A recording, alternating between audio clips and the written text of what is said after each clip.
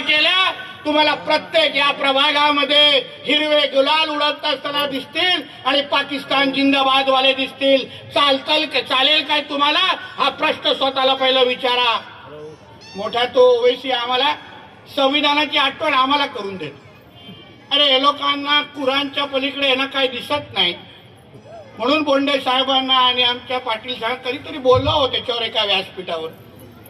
मी थोबाड बंद करून दाखवतो त्याची जरा बोलतो काय संविधानची बडी ताकद है, आर्टिकल वाचून दाखवतो आम्हाला स्वतः कुठेतरी बॅरिस्टर आहे असेल कुठला तो मुन्नाबाई वाला बॅरिस्टर।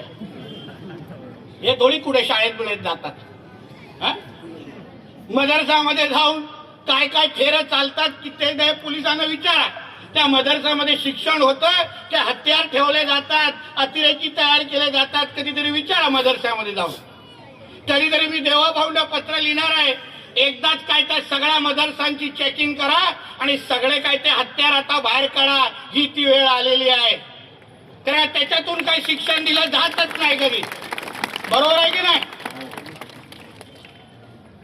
मैं बोलतो आर्टिकल संविधान ने हमको इतना ताकत दी है कि भारत की पंतप्रधान एक बुरखा वाली बनेगी। तुझा काय अब्बाचा पाकिस्तान वाटला गे तुला? इधर बुरखा वाली बनेगी।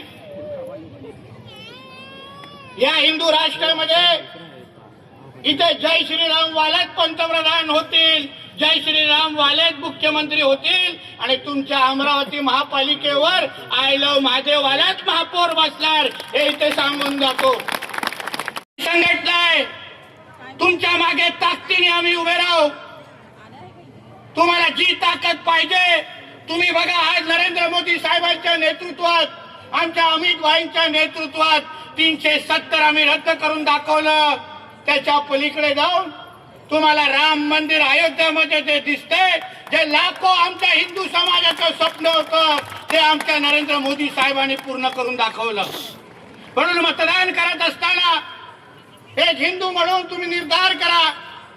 बाकी सगळ्या पक्षांना आशीर्वाद द्यायचा असेल ना येतील नंतरच्या निवडणुका, पण ह्या महापालिकेच्या निवडणुकीमध्ये तुम्हाला अगर कोण आय लव्ह मोहम्मद वाला 15 तारखेला तिथे बसताना बघायचं नसेल तर फक्त कमळ चिन्हाच्या समोर तुम्ही बटन दाबा। आम्ही तुम्हाला विश्वास देतो, हिंदू म्हणून तुमच्याकडे कोणीही वाकड्या नजराने बघणार नाही, हा शब्द तुम्हाला मी आज देऊन जातो। इथे शब्द देऊन जातो, तुम्ही फक्त कमळच्या समोर बटन दाबून आम्हाला तो अधिकार द्या।